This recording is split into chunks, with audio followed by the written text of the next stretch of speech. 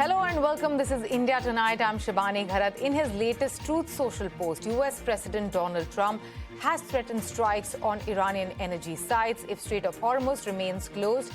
He claims that US is in serious talks with what he claims is new and more reasonable regime of Iran. He has posted, and I quote, United States of America is in serious discussions with a new and more reasonable regime to end our military operations in Iran. Great progress has been made, but if for any reason a deal is not shortly reached, which it probably will be, and if Hormuz Strait is not immediately open for business, we will conclude our lovely stay in Iran by blowing up and completely obliterating all of their electric generating plants, oil wells and Kharg Island, which we have purposefully not yet touched. This will be in retribution for our many soldiers and others that Iran has butchered and killed over the old regime's 47 reign of terror.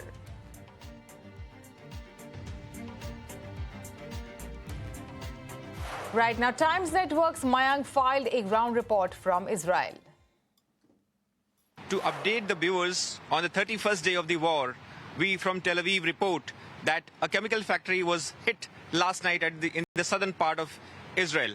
But as far as the rest of the time is concerned, till now, there had been no emergency sirens rung as far as Tel Aviv area is concerned. But on the wider plank, Pakistan has come into being, claiming that they are preparing the ground as far as diplomatic talks between the US and Iran is concerned. Whereas Iran has claimed that the operations from the IDF, Israel Defense Forces, continues, and they had been hitting multiple cities of Iran. Donald Trump, President of the US, has also claimed that they are ready for talks, and for which, as per the deadline, it is ending on Monday, which is 6th of April by the Eastern Coast time of the US. Whereas Iran, on the other side, has claimed that the forces from the US side have been moved to the region and they are ready to continue with the operations, and they'll be hitting hard the forces which are landing that side. The center of the entire operations, or the focus of all the talks, remain the Strait of Hormuz, which has created a lot of problem as far as the issues of fuel, fertilizer is concerned. And going by that, the talk will be significant, and everyone is watching the talks which is supposed to be taking place in between this time. But as far as things are going on, operation from Israel's side continues on every side. Right now, Trump has threatened to blow up strategically important Kharg Island. Raghav brings us details as to why Kharg Island is significant to Iran. Well, absolutely. As per the statements by US President Donald Trump, there is a hint towards a ground invasion or a total invasion of Kharg Island. Speaking about the importance of this particular island for Iran, there are about 90 to 95% of Iran's crude is exported and routed via Kharg. About 1.3 to 1.7 million barrels per day is sold mostly to Asian buyers, primarily China. It can handle about 8 to 10 large tankers, which is the highest for any facility in Iran. And oil exports, this particular island contributes the highest for Iran in terms of oil exports.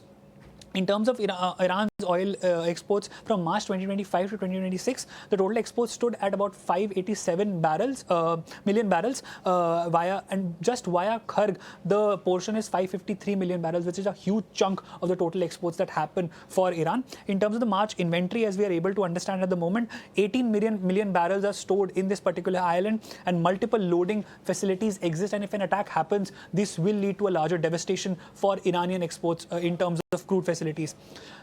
Any precedences that we have at the moment are from the 1980s tanker wars, when Iraqi invaders had gone ahead and attacked the facilities in this particular island.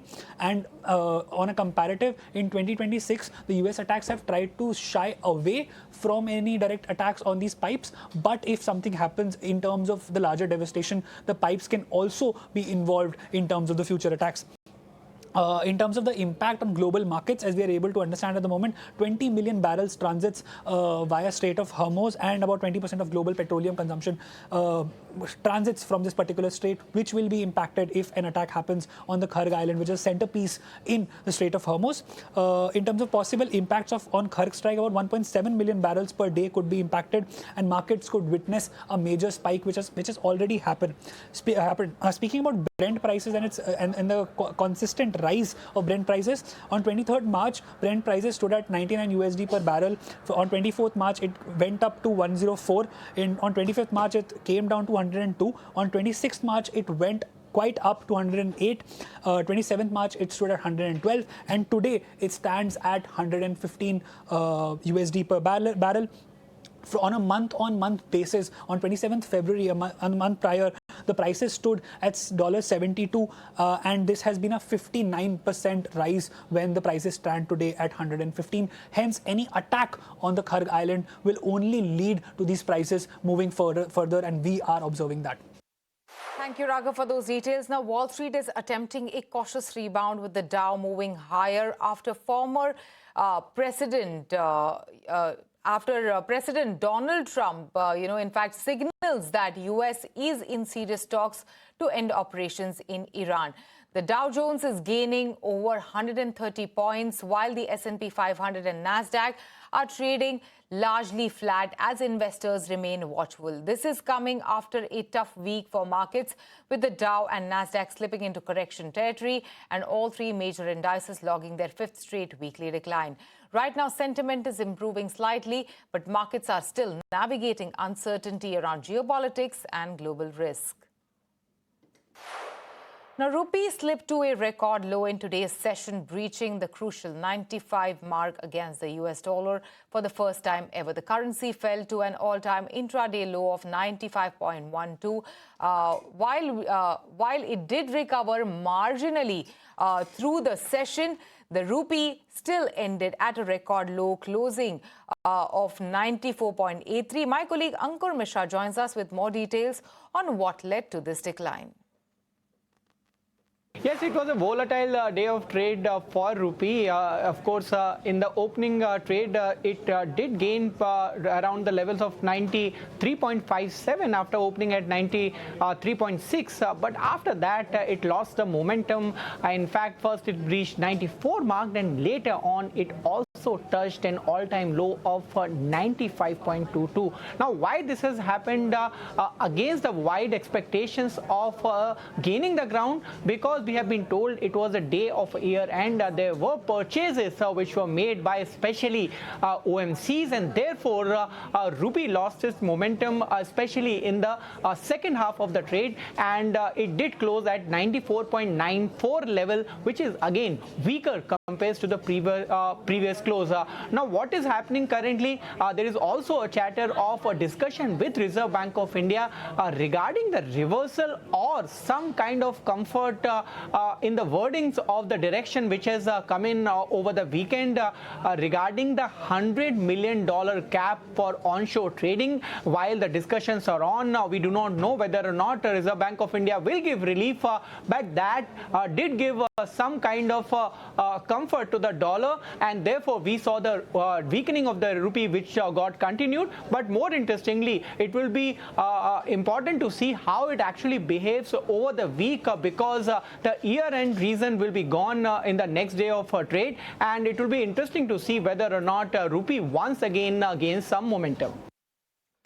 Now, the Power Ministry has assured that India has adequate electricity supply to meet peak summer demand despite global uncertainties.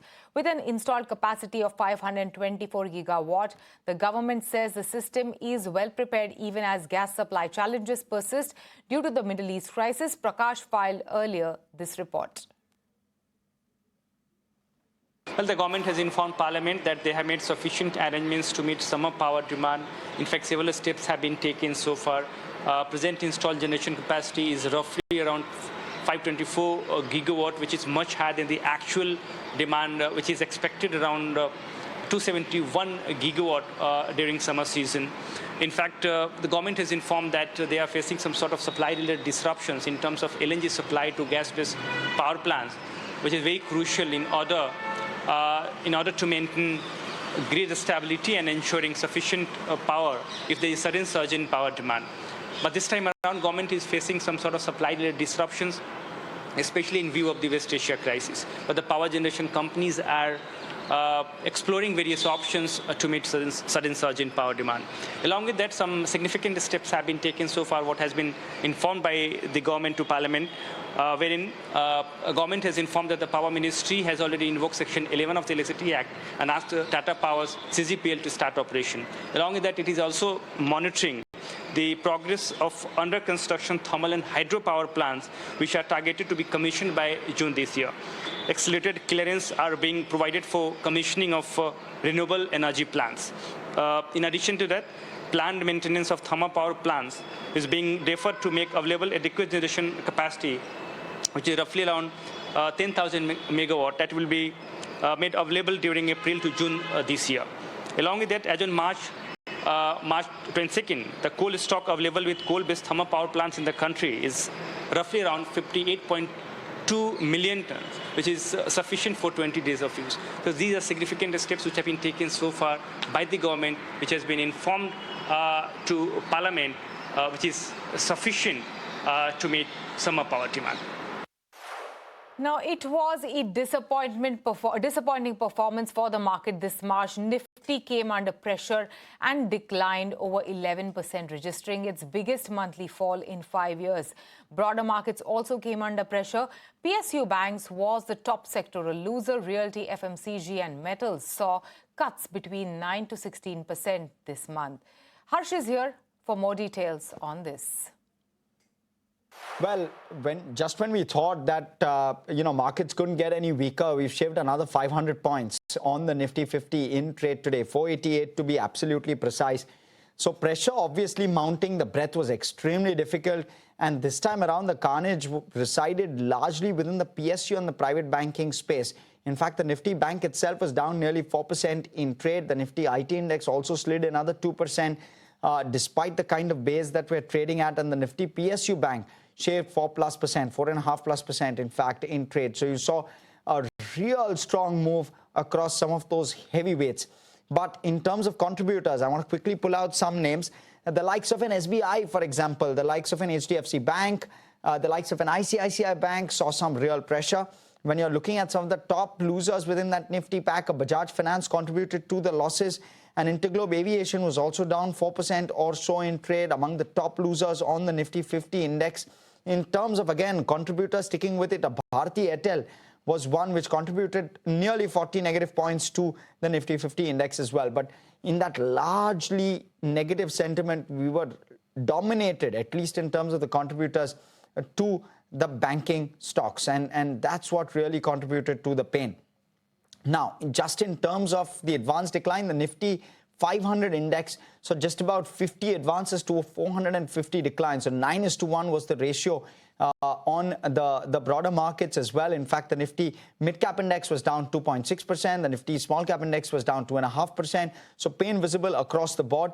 No sector was spared at all, except maybe the Nifty metal, which kind of stood out in trade, closed around a fifth of a percent lower, so largely flat. But outside of that, carnage across the board. 1% low on the Nifty energy index. Pharma was down 1.5%. I spoke about IT, but FMCG was also down 2%, or the Nifty auto was down nearly 2.5%. So you saw pain across the board, frankly, when it comes to sectoral indices. Last off, just in terms of top losers within the Nifty 500 basket, I want to quickly flag off some big ones. Hindustan Copper was down 8%. Tata Motors CV was down 8% as well. Grove was down 7.5% odd. Anant Raj was down 7%. Welspun Living was down 7%. So some real pain across the board that we saw again in trade today. We've closed the month of March down 11+% on the Nifty 50 index. Well, Harsh, thank you so much for getting us those details. It is time for us to slip into a very short break on India Tonight. You don't go anywhere. We'll be right back.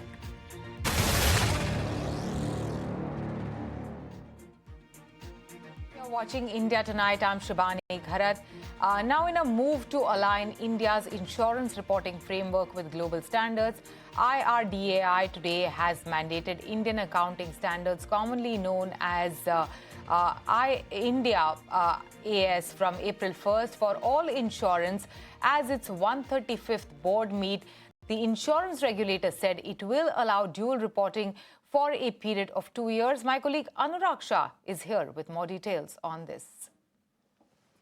In 135th board meeting of IRDA has taken a very important decision, and IRDA has mandated to implement Ind AS, the new accounting framework from 1st April 2026. So it will be mandatory for all insurers to adopt Ind AS accounting framework from 1st April 2026. But there is a relief also given by regulator, that is that for next 2 years, insurers can submit data in both the formats, which is the present one, which is ongoing from last many years, and the new one, Ind AS accounting framework. So 2-year period has been given to insurers.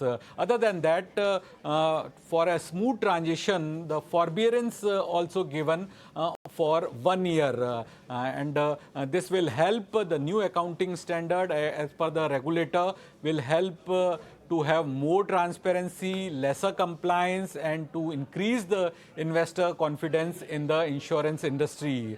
As per our sources, there were issues raised by insurance companies to adopt the Ind AS accounting framework, and as of now, only 5 companies in non-life space were completely ready, and most of the companies were not prepared for the transition to Ind AS accounting framework. But point by point, clarification is also issued by the regulator, and 1 year of forbearance is given and 2 years of time period given to report in both the formats. Now, the IIP growth rate for the month of February 2026 is 5.2%, which was 4.8% in the month of January. The IIP is supported by 6% growth in manufacturing sector. Now, my colleague Anurag Joshi is here for more details. India's industrial output grew at a pace of 5.2% in February, compared with 2.7% a year earlier, government data showed today. And this also compares to a reading of 4.8% in January. Mining grew 3.1% versus 1.6% year on year a year before. Manufacturing growth was at 6%. Compared with 3.6% in February 2025. Consumer non-durables fell 0.6% compared with a decline of 2.1% year on year in February last year. Consumer durables, meanwhile, grew 7.3%. compared with 3.7% year on year growth a year before. Intermediate goods growth was at 7.7% versus 1%. Capital goods growth was in double digits at 12.5% in February versus 8.2% year on year a year before. Infrastructure goods grew 11.2% in February versus 6.8% year on year. Primary goods growth was at 1.8% compared with 2.8% in February 2025. Thank you, Anurag, for those details. Now, fiscal deficit data for the time period of April 2025 to Feb 2026 is out. Fiscal deficit stands at 80.4% of the FY26 target of 15.58 lakh crore rupees. Capital expenditure stands at 9.29 lakh crore versus 8.11 lakh crore as compared to last year. Net tax receipts stand at 21.45 lakh crore rupees. Now, Nitish Kumar, who was elected to Rajya Sabha, has tendered his resignation from Bihar Legislative Council. His exit from the upper house of the state legislature is marked the countdown for his exit as Bihar CM. This has also triggered speculation on who would be the next CM of Bihar. Sources and reports state BJP may get its CM in Bihar, with Samray Chaudhary being the frontrunner.